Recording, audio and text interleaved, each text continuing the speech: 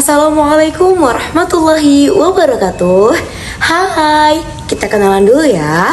Let me introduce myself. My name is Nanda Akila Amrata with the name 4233121022. I am from P6 Education Study Program, registration number 2023. Pada kali ini, Nanda akan membahas materi reproduksi tentang persentase peserta KB. Ya, tentang KB. Kalian pernah tahu tidak KB itu apa? Nah, jadi KB merupakan singkatan dari keluarga berencana yang merupakan program untuk membentuk keluarga yang sehat dan sejahtera dengan membatasi kelahiran. Menurut buku ajar keluarga berencana dan kontrasepsi karya Ratu Matahari SKM MA MKes, tujuan dari keluarga berencana itu untuk meningkatkan kesejahteraan dari ibu dan juga anak, serta mewujudkan keluarga kecil yang bahagia dan juga sejahtera melalui pengendalian kelahiran dan juga pengendalian pertumbuhan penduduk di Indonesia. Selain itu juga, keluarga berencana ini diharapkan dapat menghasilkan penduduk yang berkualitas, sumber daya manusia yang bermutu, dan juga meningkatkan kesejahteraan keluarga. Manfaat dari usaha keluarga berencana jika kita lihat dari segi kesehatan.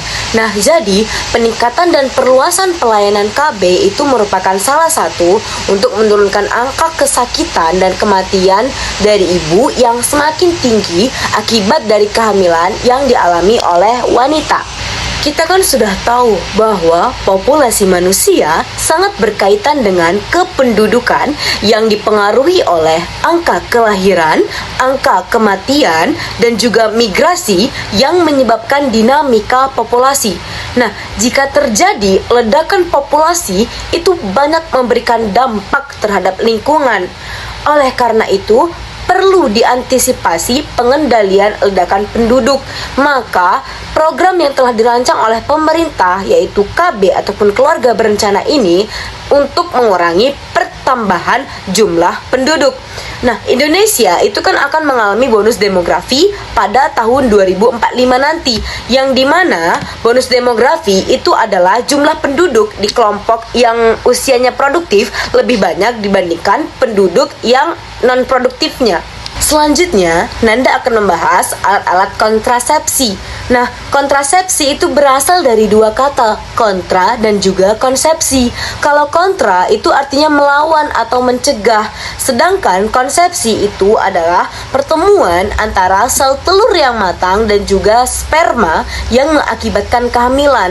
Nah, jadi maksud dari konsepsi ini itu menghindari atau mencegah terjadinya kehamilan akibat dari adanya pertemuan antara sel telur dan juga sel sperma ini.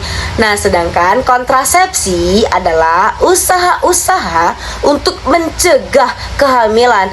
Usaha itu bisa bersifat sementara, bisa juga bersifat permanen.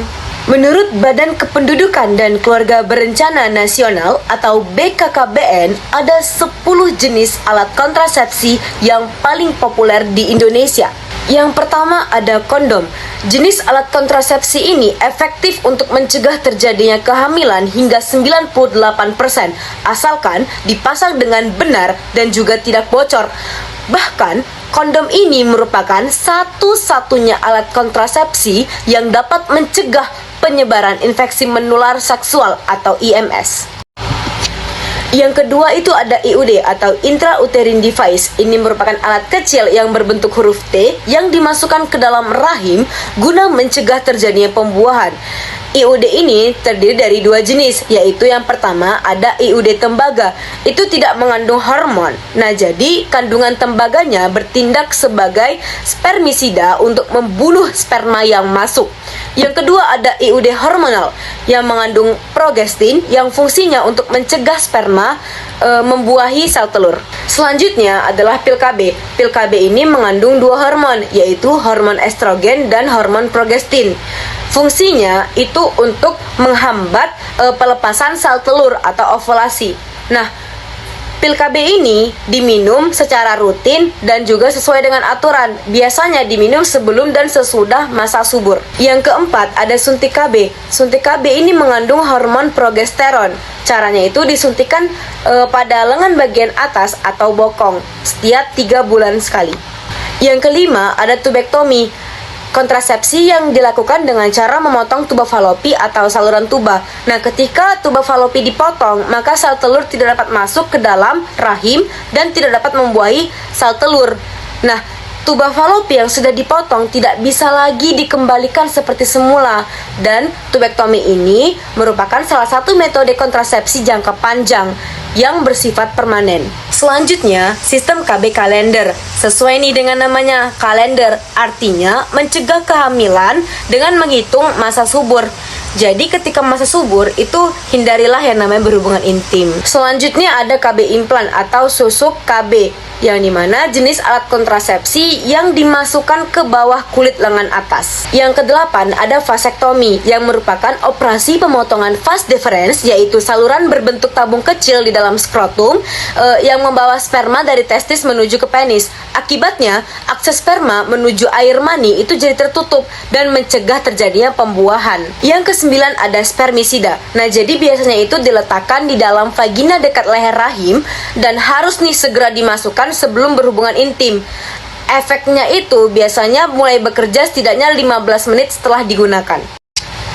Nah, terakhir nih, diafragma, yaitu alat kontrasepsi yang berbentuk kubah yang terbuat dari karet ataupun silikon. Setengah dari bagian kubah itu diisi dengan krim atau spermisida untuk membunuh sel sperma agar tidak masuk ke dalam vagina. Nah, selain itu, alat ini itu dimasukkan ke dalam vagina dan diletakkan di atas serviks sebelum berhubungan intim. Oke, selesai sudah pembahasan dari saya. Bagaimana? Sudah pada tahu kan? Jadi, kita sebagai remaja juga harus mengetahui nih tentang program KB atau keluarga berencana ini. Nantinya akan sangat bermanfaat ketika kita sudah berkeluarga nantinya. Sekian dan terima kasih.